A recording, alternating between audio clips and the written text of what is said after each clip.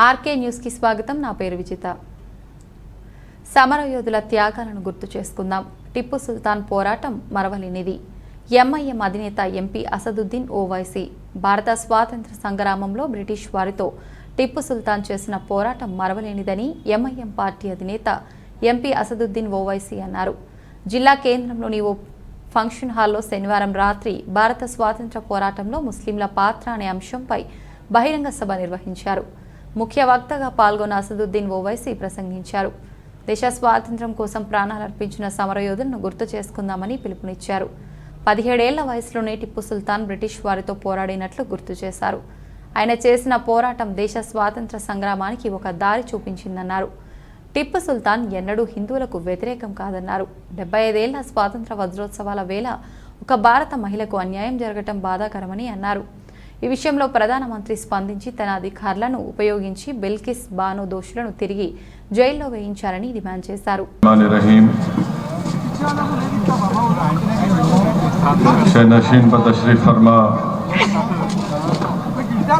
हज़रत सैयद शाह अब्दुल रज़ाक साहब क़ादरी,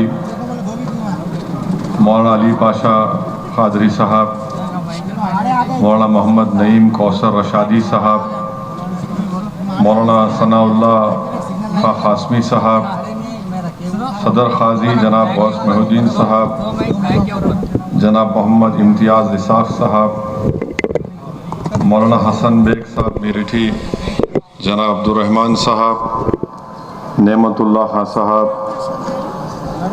जनाब मोहम्मद अब्दुल हादी साहब सदर मजलिस ज़िला महबूब नगर, जनाब जाबिर बिन सईद साहब, जनाब अनवर पाशा साहब, जनाब जाकिर एडवोकेट साहब, एम ए खलील साहब, जलील निज़ामी साहब, मजलिस इत्तेहादुल मुस्लिमीन के तमाम अरकान बल्दिया, मुअज़्ज़िज़ हाज़रीन इकराम, गयूर नौजवानों, अस्सलामु अलैकुम वरहमतुल्लाहि वबरकातुहू।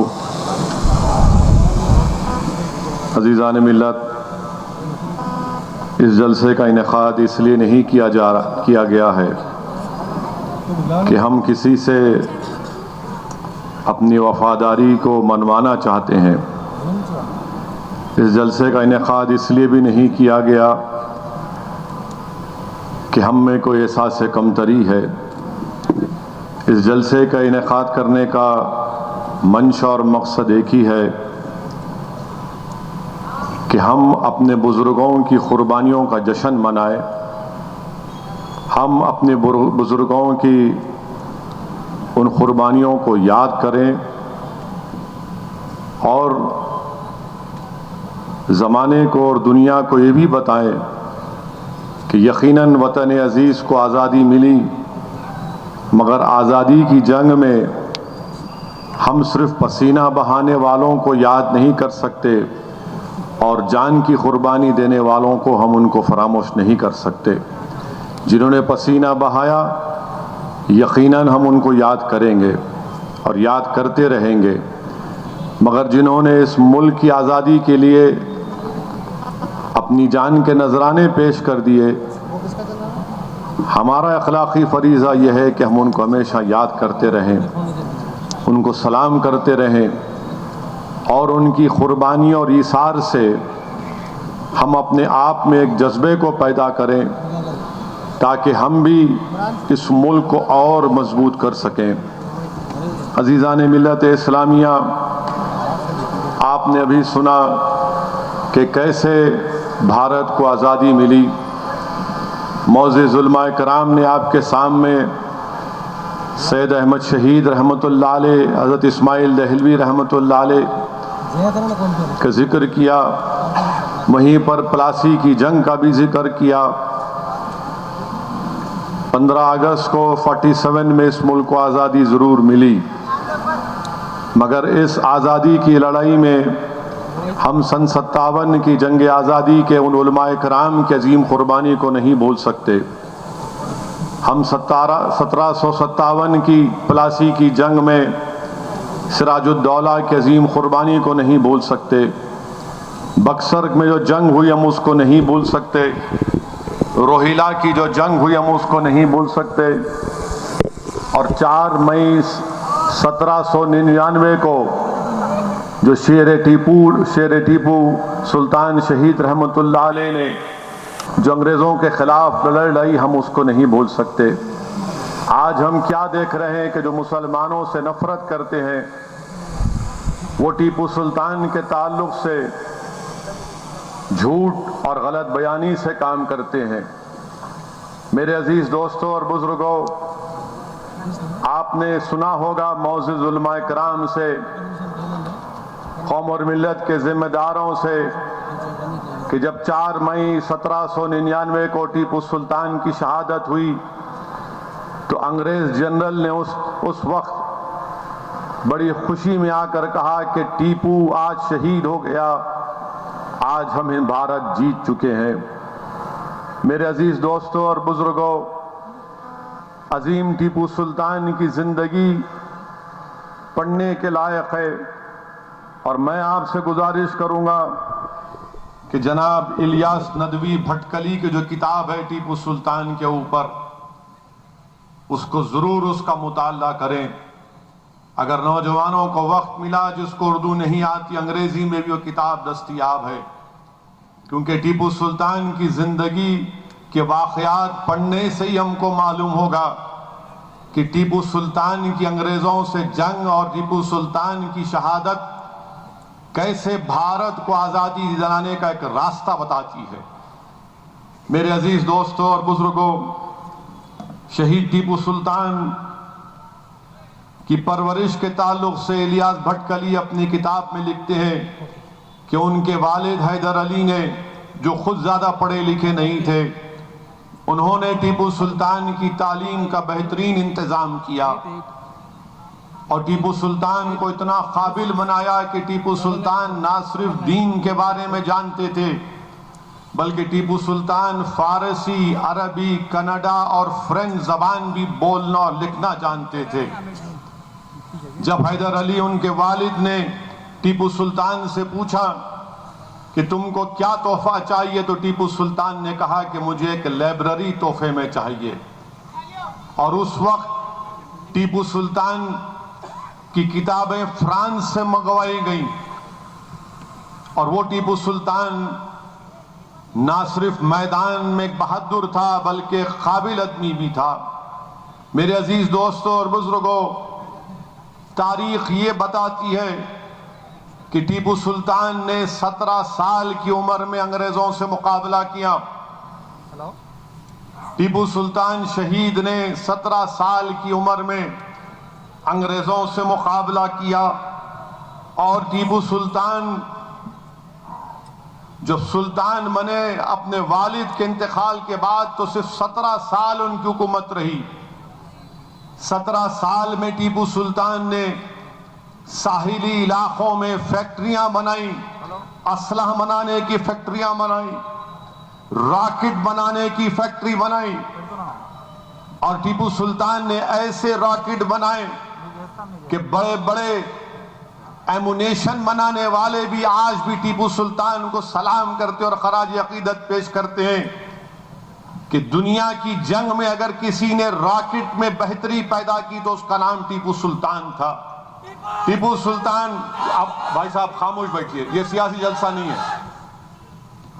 टीपू सुल्तान ने सिल्क की फैक्ट्री कायम की। टीपू सुल्तान ने उस वक्त टाइप बनाने का तरीका इजाद किया और उर्दू अखबार टीपू सुल्तान निकालता था।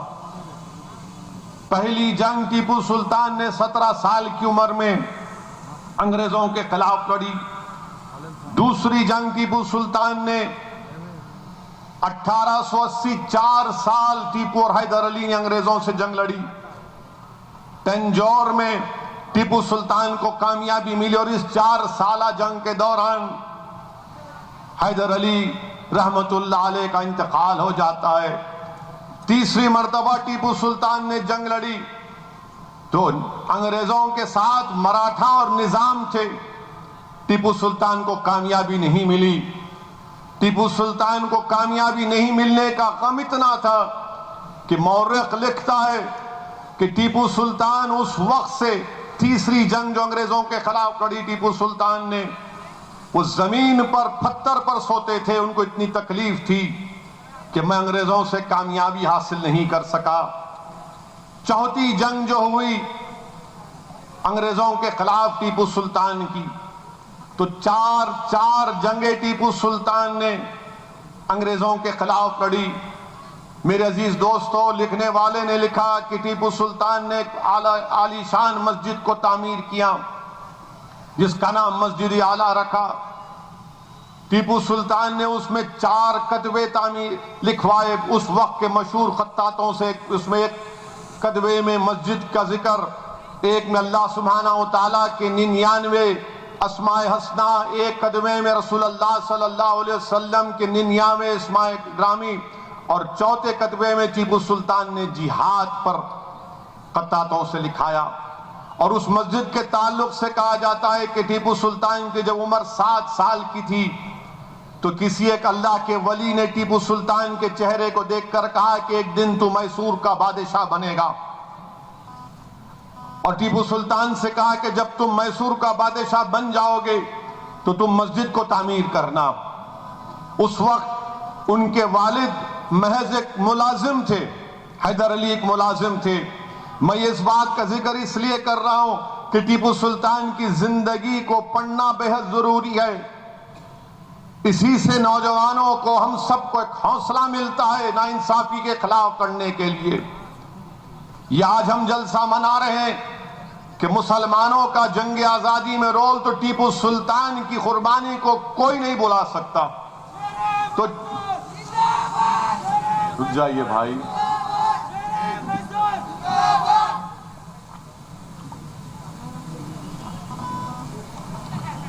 चौथी जंग जो टीपू सुल्तान की हुई, जरा बोलिए हादी साहब, आपके चाहने वाले दिख रहे पूरी। या तो आप ऊपर जाकर बैठ जाइए झंडा हिलाते हुए, यहां से रोकिए, नहीं तो फिर ये लफ्ज 4 को याद रखो आप। 4 जंगे टीपू सुल्तान ने अंग्रेजों से की। और हमारे पड़ोसी रियासत में कर्नाटक में टीपू सुल्तान और सावरकर के ऊपर बहस हो रही है। तो टीपू सुल्तान 4 बार अंग्रेजों से जंग लड़े, और जब चौथी जंग हुई टीपू सुल्तान की अंग्रेजों से, तो मीर सादिक ने गद्दारी की। मीर सादिक ने गद्दारी की, अंग्रेजों से मिलकर मीर सादिक ने टीपू सुल्तान के किले पर जो तोपें थी उसमें बारूद नहीं मट्ठी रख दी। और वाकयात में आया कि 4 मई के दिन जब टीपू सुल्तान जोहर की नमाज पढ़कर बैठे थे, तो 4 मई के दिन जोहर की नमाज पढ़ के टीपू सुल्तान जब कुछ खाना खाना चाह रहे थे, एक लुकमा अपने मुंह में डाला, तो उनके पास ये खबर आई कि अंग्रेज किले में दाखिल हो गए और सैयद अब्दुल गफ्फार शहीद हो गए हैं। तो टीपू सुल्तान ने अपने खाने को छोड़ा, उनके घोड़े का नाम ताऊस था, घोड़े को मंगाया, बंदूक को अपने गले में डाला, तलवार मंगाई और कहा कि आज फैसले का दिन है। और टीपू सुल्तान अपने किले में डोडी दरवाजे की तरफ, दिल्ली दरवाजे की तरफ जाना शुरू कर दिए। तो मीर सादिक ने अंग्रेजों को बताया कि सुल्तान टीपू शहीद निकल चुके हैं। जब टीपू सुल्तान डोडी दरवाजे की तरफ जाती हैं तो वहां पर अंग्रेजों का दाखिला हो चुका था। टीपू सुल्तान उनसे मुकाबला करते हैं, फिर वापस जाना चाहते हैं टीपू किसी और दरवाजे की तरफ, तो वहां पर भी किसी ने उनसे गद्दारी की थी, उसने भी दरवाजा बंद कर दिया। आप अंदाजा लगाइए कि यह शख्स नमाज जोहर से मगरिब के वक्त तक लड़ता रहा। अंग्रेजों से यह शख्स टीपू सुल्तान नमाज जोहर से मगरिब तक लड़ता रहा। एक नौ मुस्लिम उनका कादिम था, वो भी अंग्रेजों को अपना जमीर बेच चुका था। टीपू उससे पलट पलट कर कहते थे कि थोड़ा पानी पिला दे, पानी पिला दे, मगर उसने पानी नहीं दिया। जोहर से लेकर मगरिब आ गई, अब सूरज गुरूब होने वाला है। टीपू थक चुके हैं। एक गोली जिस्म पे टीपू की लग जाती है और टीपू मुकाबला करते रहते हैं, क्योंकि टीपू ने अल्लाह से वादा किया था कि अल्लाह जब तक मेरे जिस्म में जान रहेगी। और इमाम हुसैन को प्यासा रखा गया था। टीपू ने भी सिब्त रसूल इमाम हुसैन और आले रसूल की सुन्नत पर चलकर बता दिया कि जालिमों से मुकाबला होगा और पंजा आजमाई होगी।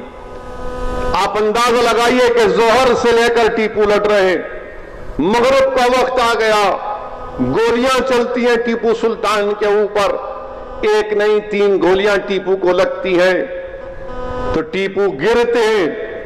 तो एक गोरा अंग्रेज आकर टीपू सुल्तान के जिस्म को हाथ लगाता है तो टीपू सुल्तान की गीरत जागती है। टीपू सुल्तान ये कहते हैं कि तू नजीज है, तू मेरे जिस्म को कैसे हाथ लगा सकता है। टीपू फिर खड़े हो जाते हैं और उस अंग्रेज जो आपके जिस्म को हाथ लगाकर आपके जिस्म से जो हीरा लेना चाहता था, टीपू उस पर वार करते हैं। वो अपनी बंदूक की नाल से अब टीपू के वार को रोकता है। लिखने वाले ने लिखा कि टीपू ने अपने अतराफ में जितने अंग्रेज थे उनको वासिल जहन्नम किया। तो एक अंग्रेज उनकी दाईं कनपट्टी पर बंदूक लगाकर गोली चला देता है और टीपू की रूह परवास कर जाती है। मेरे अजीज दोस्तों और बुजुर्गों, जब टीपू शहीद हो जाते हैं, गिर जाते हैं, अंग्रेज यकीन नहीं करते। अंग्रेज ये समझते हैं कि टीपू फ्रांसीसी सिपाहियों के साथ किसी और जगह पर निकल गए। मगर बाद में उनका जो नौ मुस्लिम खादिम था, जो अपना ईमान भेज चुका था, वो आकर निशानदेही करता है कि हां, ये टीपू सुल्तान की लाश है। अंग्रेज ने जब देखा तो टीपू सुल्तान की आंखें खुली थीं और लिखने वाले ने लिखा कि ऐसा लग रहा था कि टीपू अपनी आंखों से अंग्रेजों से कह रहा है कि देखो मेरी आंख अभी बंद नहीं हुई है। टीपू की आंखें खुली थीं। अंग्रेज जनरल ने जब टीपू के जिस्म को हाथ लगाया तो देखा कि जिस्म गर्म था टीपू का। तो लिखने वाले ने लिखा कि रूह तो परवास कर गई थी, मगर टीपू का जिस्म और रूह अंग्रेजों के इस मुल्क से भगाने के लिए खो चुकी थी। मेरे अजीज दोस्तों और बुजुर्गों, टीपू सुल्तान वो सुल्तान था जिसके पास कश्तियां थी। एक नहीं 40 कश्तियां टीपू के पास थी। इसने अपना वफद भिजाया था सल्तनत उस्मानिया के खलीफा के पास। और जब वो वफद गया तो टीपू ने यह कहा कि जब तुम उस वक्त इस्तांबुल को जब वफद जा रहा था, टीपू ने कहा कि रास्ते में करबला पड़ेगा, इमाम हुसैन के आस्थाने पर जाकर मेरा सलाम पहुंचाना। टीपू सुल्तान की कुर्बानी की एक बहुत बड़ी किताब, एक दास्तान है मेरे अजीज दोस्तों और बुजुर्गों। मगर आज वतन अजीज में ऐसे लोग हैं जो टीपू सुल्तान से नफरत करते हैं और टीपू सुल्तान की कुर्बानी को मिटाना चाहते हैं। टीपू ने 4 मरतबा अंग्रेजों से जंग की और सावरकर ने 4 मरतबा अंग्रेजों से माफी का खत लिखा। यह फर्क है टीपू में और सावरकर ने। टीपू ने जंग लड़ी तलवार के साथ और 17 साल टीपू को हमेशा मुकाबला करना पड़ा अंग्रेजों से, तो कभी निजाम वक्त से, तो कभी मराठाओं से। और तारीख ने बता दिया कि जो गद्दारी करते हैं उनका भी हाल दुनिया ने देख लिया कि वही मीर सादिक को, टीपू के एक कल्पा के वफादार जनरल थे, उन्होंने कहा कि मीर सादिक, क्या तू ये समझता कि हम नहीं जानते कि हमारी सफों में गद्दार कौन था? अगर आज अल्लाह हमको फतह कर देगा तो कल सुबह में टीपू तुमको फांसी पर लटका देगा। मगर मीर सादिक हंसता है। तो वो करपा के टीपू के वफादार जनरल एक तलवार उठाकर मीर सादिक की गर्दन उड़ा देती है। और जब टीपू डोडी दरवाजे की तरफ जा रहा था तो टीपू ने मीर सादिक से कहा, मैं जानता हूं तू गद्दार है, मगर याद रख नस्ल दर नस्ल जमाना ऐसा आएगा कि लोग तुझे देखकर थूकेंगे। और वक्त ऐसा ही आया, आज भी अगर कोई लोग मीर सादिक की कब्र के पास से गुजरते हैं तो कहते हैं कि गंदी बदबू आ रही, यहां से हट जाओ। ये गद्दारों का हाल होता है। मेरे अजीज दोस्तों और बुजुर्गों, फिर टीपू सुल्तान के ताल्लुक से बहुत सी बातें हमारे मुसलमानों से नफरत करने वाले कहते हैं कि टीपू हिंदुओं के खिलाफ था। आज इस जलसे से उनको मैं पैगाम देना चाहता हूं कि टीपू हिंदुओं के खिलाफ नहीं था, टीपू उन मुसलमानों के भी खिलाफ था जो अंग्रेजों की गुलामी को कबूल कर चुके थे, जैसा कि निजाम वक्त ने किया था। टीपू ने मराठाओं के खिलाफ था क्योंकि अंग्रेजों से मिले थे उस वक्त के मराठा। टीपू कर्नाटका के नवाब के खिलाफ था क्योंकि वो अंग्रेजों से लड़ना नहीं चाहते थे, बल्कि टीपू ने मुसलमानों की जमात को अपनी सल्तनत से बाहर कर दिया था। टीपू ईसाइयों के भी खिलाफ था क्योंकि अंग्रेजों से मिले हुए थे। यह टीपू सुल्तान था। मगर आज उन लोगों को जवाब देना जरूरी है कि जो टीपू सुल्तान के ताल्लुक से ये कहते हैं कि टीपू हिंदू भाइयों के खिलाफ था। तो मैं उन पागलों से कहना चाहूंगा कि किताब है जिसके ऑथर का नाम बीएन पांडे है।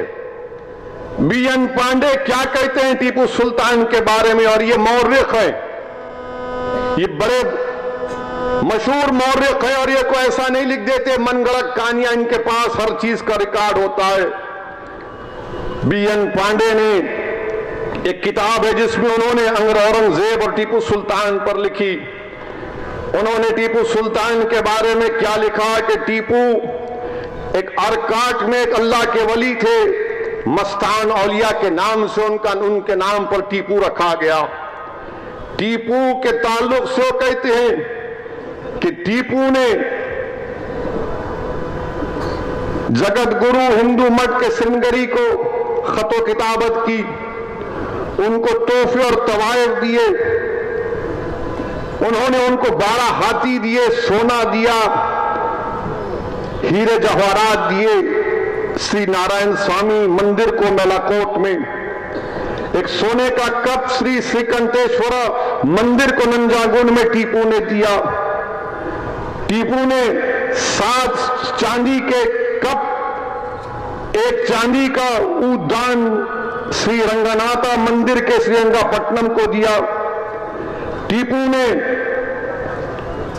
पैसे दिए कुंजावीरम की मंदिर की तामीर के लिए। एक चैरियट त्योहार होता था टीपू, उसमें भी अपनी हुकूमत की तरफ से पैसे देते थे ताकि पटाखे फोड़े जाए। टीपू जमीनात दिए गंडीकोट की मंदिर को, ये बीएन पांडे लिखते हैं। टीपू नारायण स्वामी मंदिर को जमीनात दिए, चिन्ना के स्वामी मंदिर को जो मंचूर में है टीपू ने जमीनात दिए। टीपू ने पुलिवंदाना में वहां पर उस मंदिर को इनाम लैंड दिए। ये तमाम चीजें क्या बताती हैं, टीपू ने जो क्रिश्चियन कम्युनिटी में सीरियन क्रिश्चियन होते उनके इंतजाम किया। आर्मीनियन ईसाइयों के लिए टीपू ने उनको पूरी सहूलतें फराहम की। टीपू ने जो गोवा का आर्च बिशप था ईसाई, उसको कहा कि आप कैथोलिक प्रीस्ट को भी जाइए ताकि जो मैसूर में ईसाई है उनको उससे फायदा मिल सके। ये तमाम चीजें क्या बताती हैं? अगर असदुद्दीन अवैसी गलत कह रहा है तो बीएन पांडे तो गलत नहीं कह सकता ना। ये बीएन पांडे कह रहे हैं टीपू सुल्तान के बारे में, रहमतुल्लाह अलैह के बारे में। मेरे अजीज दोस्तों और बुजुर्गों, और टीपू सुल्तान के बारे में यह भी बात मशहूर है कि जब मराठाओं से जंग होती थी, उस वक्त के मराठाओं से 2 मरतबा टीपू सुल्तान जंग में जब वहां की मराठा खवातीन उनके कब्जे में आई तो टीपू सुल्तान ने उनको अलहदा इंतजाम किया और अपनी फौज के साथ उन खवातीन को वापस मराठाओं के हवाले किया। ये टीपू सुल्तान की तारीख है। कौन लिख रहा है? ये बीएन पांडे लिख रहा है।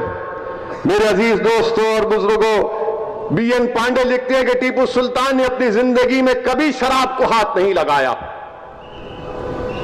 यकीनन टीपू सुल्तान एक मुसलमान था, पंच वक्ता नमाजी था, मगर टीपू सुल्तान किसी दूसरे मजहब के खिलाफ नहीं था। मेरे अजीज दोस्तों और बुजुर्गों, टीपू सुल्तान ने जब अमेरिका को 4 जुलाई 1783 में आजादी मिली तो अमेरिका की आजादी पर टीपू ने 108 तोपों की सलामती अमेरिका को पेश की। आप बताइए कितना दूरंदेश था, नेपोलियन के पास लोगों को भिजाया। टीपू ने निजाम वक्त के पास कई खतो किताबत करे कि आओ मिलते हैं, मिलकर लड़ते हैं, हमारा दुश्मन अंग्रेज है, गुलामी कबूल नहीं करना चाहिए अंग्रेजों की। टीपू के कई खतो किताब, बल्कि उस वक्त के निजाम वक्त का नाम याद नहीं आ रहा, टीपू ने जाकर जब उनके वालिद जिंदा थे मुलाकात की, उनको हाथी दिए, जवाहरात दिए, तो उस वक्त के निजाम ने टीपू को खिताब दिया था कि नसीबुद्दौला का खिताब दिया था। मेरे अजीज दोस्तों और बुजुर्गों, ये टीपू सुल्तान के वाकयात हैं। ये टीपू सुल्तान के बारे में बीएन पांडे ने अपनी किताब में लिखा। मैं आपसे गुजारिश करूंगा नौजवानों से कि टीपू की जिंदगी का मुताला करें, और जो लोग आज मुसलमानों से नफरत की बुनियाद पर टीपू सुल्तान से नफरत करते हैं, तुम बताओ फिर बीएन पांडे जो लिख रहा है वो सच है या झूठ है? अगर झूठ है तो तुम बताओ तुम्हारे पास क्या रिकॉर्ड है? हां, बादशाह वक्त है, अगर कोई बादशाह के खिलाफ लड़ेगा तो बादशाह मजहब नहीं देखता था। मेरे अजीज दोस्तों और बुजुर्गों, वहीं पर अगर ये बात भी अगर इनको समझ में नहीं आई तो भारत की आजादी के बाद 1950 में हमको पहला आईन मिला, कॉन्स्टिट्यूशन मिला। उस आईन की जब किताब बनाई गई थी, उस किताब में भारत के कॉन्स्टिट्यूशन में उन तमाम लोगों की तस्वीर है जो आज भाजपा के लोग टीपू से नफरत करते हैं। बताओ, क्या तुम सरदार पटेल से ज्यादा अक्लमंद थे,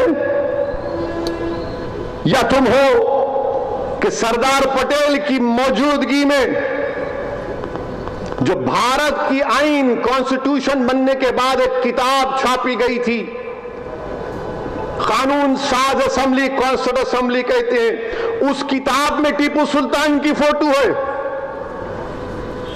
उस किताब में टीपू सुल्तान की फोटो है, झांसी की रानी की फोटो है, राम लक्ष्मण सीता की फोटो है, गौतम बुद्ध की है, महावीर की है, गुरु गोविंद की है, अकबर बादशाह की है।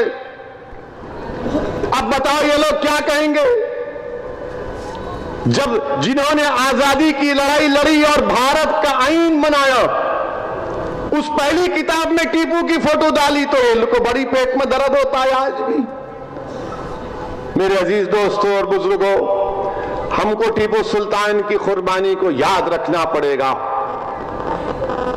टीपू सुल्तान की कुर्बानी को याद रखना पड़ेगा। जब टीपू लड़ रहे थे अंग्रेजों ने तीनों तरफ से उनको महासरे में ले लिया था, तो उनका 9 मुस्लिम खादिम जो अपना जमीर बेच चुका था, पुकार कर कहा कि टीपू हथियार डाल दो, अंग्रेज तुमको तुम्हारी शान के मुताबिक तुमको इज्जत देंगे। तो टीपू ने कहा कि नहीं नहीं, मुझे ऐसी इज्जत नहीं चाहिए जिसमें अंग्रेजों से मुझको गुलामी करना पड़ेगा। तारीख बताती है कि आज जितने भारत में रजवाड़े हैं, जितने बड़े बड़े खानदान जिन्होंने भारत के कोने कोने में हुकूमत की थी, क्या तुमने मुकाबला किया था अंग्रेजों से? झांसी की रानी ने किया था, टीपू ने किया था, बताओ कितने राजाओं ने किया था। टीपू ने परवाह नहीं की अपने खानदान की। उसका खानदान कभी वहां से निकालकर बंगाल लेकर चले गए, कलकत्ता से टॉलीगंज लेकर चले गए। मेरे अजीज दोस्तों और बुजुर्गों, टीपू ने अंग्रेजों की गुलामी को कबूल नहीं किया। वहीं पर हम देखते हैं अजीज दोस्तों, मौरख लिखता है कि जब टीपू सुल्तान की लाश को जनाजे की नमाज के बाद कब्रिस्तान की तरफ ले जाया जा रहा था, तो आप अंदाजा कर सकते हैं कि मई के जमाने में गर्मी का मौसम होता है, खूब गर्मी थी, और जब टीपू का जनाजा जा रहा था तो उसमें हिंदू भी रो रहा था, क्योंकि जब टीपू अंग्रेजों से मुकाबला कर रहा था तो हिंदू माएं बहनें अपनी जानों को भी कुर्बान कर रही थी टीपू के लिए। कह रहे थे कि सुल्तान नहीं मरेगा, हम टीपू से पहले मरेंगे। जब टीपू का जनाजा जा रहा था तो मौर्रख लिखता है कि गर्मी इतनी शिद्दत की थी कि सन्नाटा था, लोग रो रहे थे, कोई अपने बालों को खींच रहा था। और जब टीपू को दफनाने के बाद अंग्रेजों ने अपनी बंदूकों से टीपू को सलामी देने के लिए हवा में फायरिंग की, तो मौर्रख ने लिखा कि कुदरत ने एक अजीब मंजर पेश किया कि आसमानों से बिजली कड़कना शुरू हो गई। आसमान टीपू की शहादत पर रो रहा था, इतनी बिजली कड़क रही थी कि अंग्रेजों की बंदूकों की गोलियों की आवाज उन बिजलियों के सामने खत्म हो गई। मौर्रख ने लिखा कि गोया आसमान भी टीपू की शहादत पर रो रहा था। क्या मौर्रख यह लिखता है कि जब केरला में खवातीन अपने छातियों पर कपड़ा नहीं पहनती थी तो किसने कहा कि छातियों पर कपड़ा पहनना पड़ेगा? टीपू ने कहा था।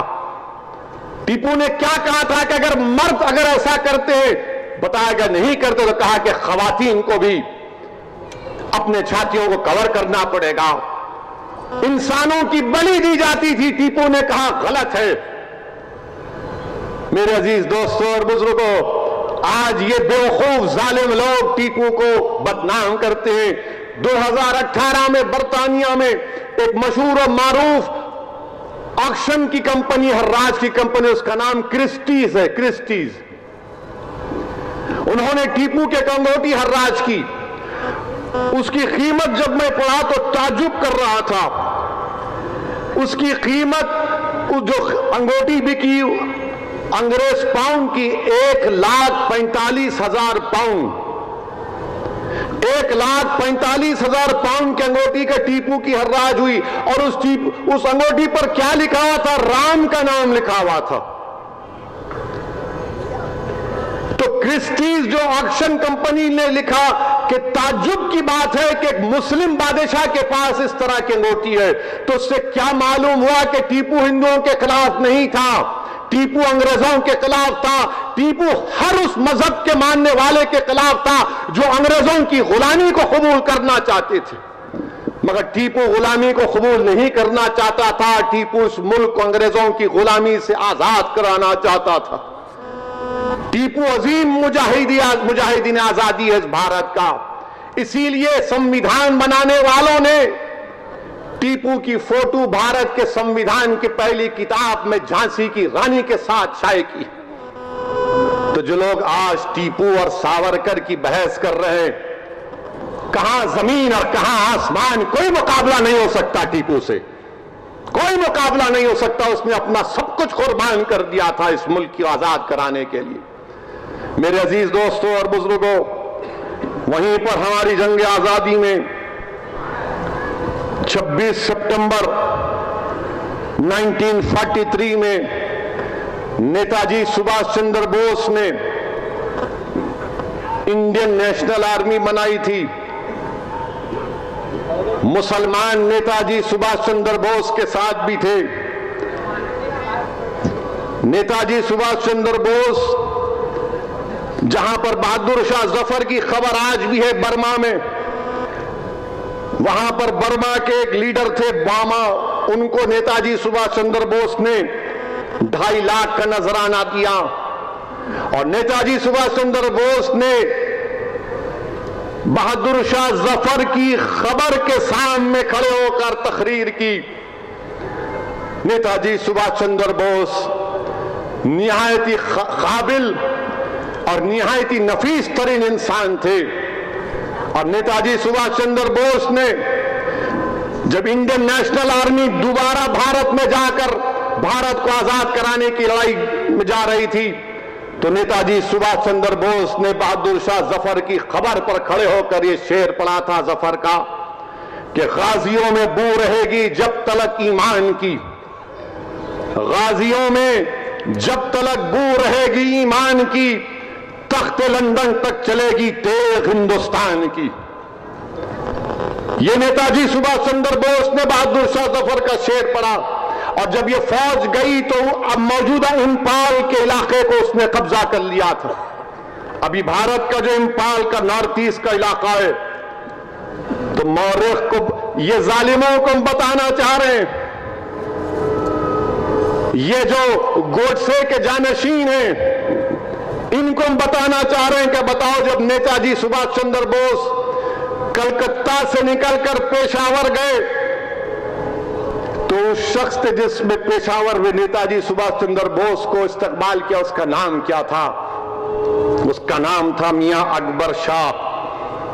नेताजी सुभाष चंद्र बोस जब जर्मनी से, यूरोप से एशिया सबमरीन में गए, कौन था वो जिसने नेताजी सुभाष चंद्र बोस के साथ था? उसका नाम आबिद हसन था, हैदराबाद की आबिद हसन सफरानी, वो साथ थे। उसके बाद जो नेताजी ने पहला डिवीजन बनाया फौज का, जो नॉर्थ ईस्ट, मौजूदा भारत का नॉर्थ ईस्ट में गए, उसका फौज का डिवीजन का इंचार्ज कौन था? मोहम्मद जमा उसका नाम था। और किसने तिरंगा लहराया था इंफाल में? उस शख्स का नाम शौकत मलिक था। नेताजी सुभाष चंद्र बोस जो आखिरी मर्तबा प्लेन में बैठ कर गए, उसके बाद नेताजी किसी को दुनिया में नजर नहीं आए। कौन था नेताजी के साथ उनके जिंदगी के आखिरी सफर में? उसका नाम हबीबुर रहमान था, उसका नाम हबीबुर रहमान था।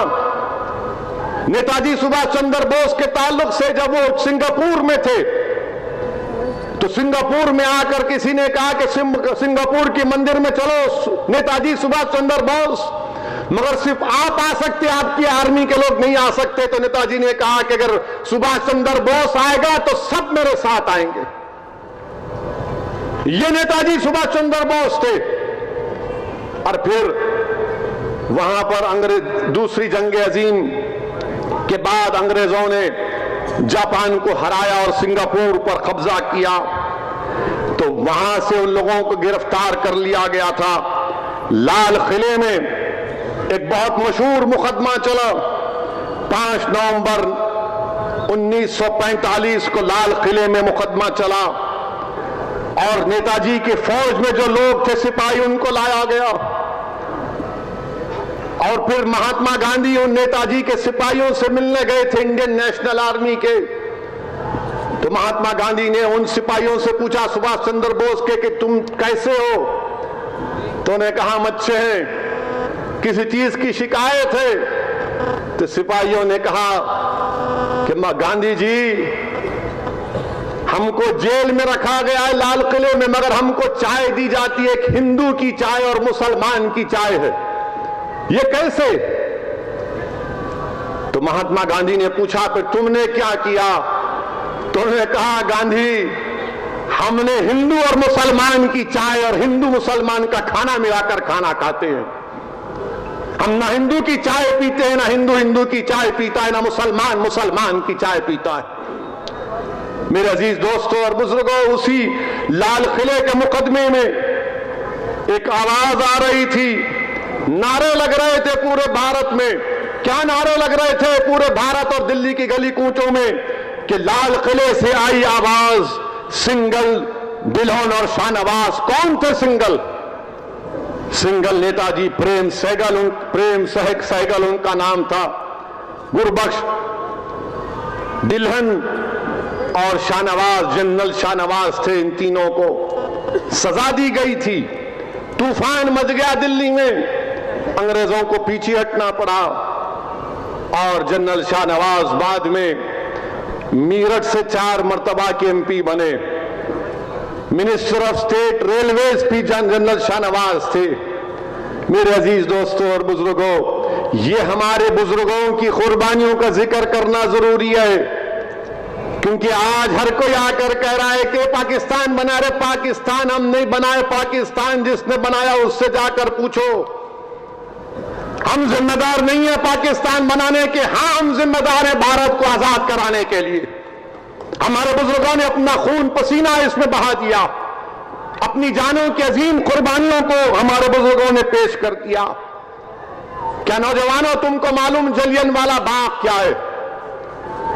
नौजवानों तारीख पढ़ो, तुम अपनी जिंदगी का मकसद सिर्फ सेल फोन मत बनाओ, तुम्हारी जिंदगी का मकसद सिर्फ इंस्टाग्राम या स्नैपचैट नहीं है। तुम्हारी जिंदगी का मकसद यह कि कितने लाइक्स तुम्हारी फोटो पर आए। तुम्हारी जिंदगी का मकसद यह भी होना चाहिए कि तुम तारीख पढ़ो, अपने बुजुर्गों की कुर्बानियों को याद करो। जलियनवाला बाग कब हुआ? 13 अप्रैल 1919 को जलियनवाला बाग हुआ। उस वक्त के मुजाहिदीन आजादी को गिरफ्तार कर लिया गया था रूलट एक्ट के खिलाफ। सैफुद्दीन, डॉक्टर सैफुद्दीन के चलो तो हिंदू, मुसलमान और सिख निकल गए, एहतजाज करने के लिए निकल गए। तो उस वक्त अंग्रेज जनरल डायर आया और देखा कि मजमा सन्नाटा है, एक शख्स तकरीर कर रहा है। जनरल डायर को बड़ी तकलीफ हुई, उसके गुरूर को, उसके अना को ठेस पहुंची। उसने फौज से कहा गोली चलाओ, फायर करो। 1000 लोग मर गए उसमें, 1000 लोग मर गए, बच्चे, बूढ़े, ज़ईफ सब मर गए उसमें, 1000 लोग। और उस जलियनवाला बाग में मरने वालों का नाम आपके सामने रखता हूं। अब्दुल खालिक साहब, कारपेट फैक्ट्री के मुलाजिम, 70 साल के हैं। अब्दुल्ला वल्द लाल मोहम्मद 20 साल के, अहमददीन करीम बख्श के बेटे 20 साल के, अहमद खान 11 साल का बच्चा, कमसिन बच्चा, बरकात अहमद 20 साल के, इलाही बख्श, फतेह मोहम्मद, शमसुद्दीन, शेख जान, उमर बख्श, फेरोजुद्दीन, यानी हिंदू मुसलमान सबका सिख का खून इसमें शामिल था, क्योंकि भारत को आजाद करना था। मैं इसलिए जिक्र कर रहा हूं मेरे अजीज दोस्तों और बुजुर्गों, ताकि जलियनवाला बाग में मुसलमान भी शहीद हुए, याद रखना जरूरी है, हिंदू भाइयों के साथ और सिख भाइयों के साथ। और मौर्रिख, अंग्रेज मौर्रिख लिखता है the other side of mutiny में एक चश्मदीद औरत का वाकया लिखता है कि वो औरत अपने शौहर को तलाश करने निकली तो लाशों के ढेर से उसकी शौहर की लाश निकली। वो गम में निढाल होकर अपने शौहर के लाश के पास बैठ गई तो उसने देखा कि एक बच्चा, 10 मासूम बच्चा, कमसिन बच्चा रो रहा है, जख्मी है। तारीख में आया कि 1000 लोगों को जनरल डायर ने गोली मारकर हलाक किया, उतने ही 1200 के करीब लोग जख्मी थे। एक कमसिन बच्चा था तो ये खातून उस बच्चे को दिलासा दे रही थी और एक बच्चा कह रहा था कि मुझे मेरी अम्मा याद आ रही है, तुम मत जाओ यहां से, तुम मेरा हाथ छोड़कर मत जाओ। वो औरत ये कहती है वो अंग्रेज मौर्रिख को कि मैंने कई लोगों को पानी पानी की भीख मांगते सुना, मैंने कई जख्मियों को देखा। उस औरत ने कहा कि मैंने कुत्तों को उस लाशों को खाते हुए देखा। ये मुल्क को हमको आजादी मिली, ऐसे नहीं मिली मेरे अजीज दोस्तों और बुजुर्गों। टीपू सुल्तान के साथ 10,000 लोगों ने जामे शहादत को नोश फरमाया था। 10,000 लोग टीपू सुल्तान के साथ शहीद हुए। जलियनवाला बाग में 1000 लोग शहीद हुए। ये औरत चश्मदीद गवाह है। चौरी चौरा का वाकया, चौरी चौरा के पुलिस स्टेशन के पास कौन जिम्मेदार था चौरी चौरा का? अब्दुल्ला और लाल मोहम्मद। अब्दुल्ला और लाल मोहम्मद चौरी चौरा के वाकये के मुजाहिदीन थे। और अंग्रेजों ने क्या किया? चौरी चौरा में भून दिया लोगों को। अब्दुल्ला और लाल मोहम्मद को फांसी के तख्ते पर लटका दिया। चौरी चौरा का वाकया पढ़ो। ये लोग वो लोग थे जो अपने कारोबार के एतबार से चूड़ियां बेचते थे। आज हमने क्या कर दिया? मध्य प्रदेश इंदौर में वही चौरी चौरा के चूड़ी बेचने वालों का एक शख्स जब चूड़ी बेचने गया तो वहां पर मध्य प्रदेश में उसको जेल में डाल दिया गया, इन्हें से लगाकर। कि उसने किसी से छेड़खानी की। 75 साल की आजादी का जश्न मना रहे हैं, चौरी चौरा के उन जानशीनों को जेल में डाल दिया जाता है। मेरे अजीज दोस्तों और बुजुर्गों, नौजवानों, क्या तुम जानते हो कि शोलापुर में गांधी को गिरफ्तार जब मालूम हुआ तो शोलापुर शहर में अब्दुल रशीद और कुर्बान हुसैन नौजवान थे। गांधी की गिरफ्तारी की खबर मिली तो शोलापुर के माहौल को उन्होंने गर्म कर दिया और कहा कि गांधी को गिरफ्तार किया गया, और पूरे शोलापुर में एहतजाज किया और अंग्रेजों ने अब्दुल रशीद और कुर्बान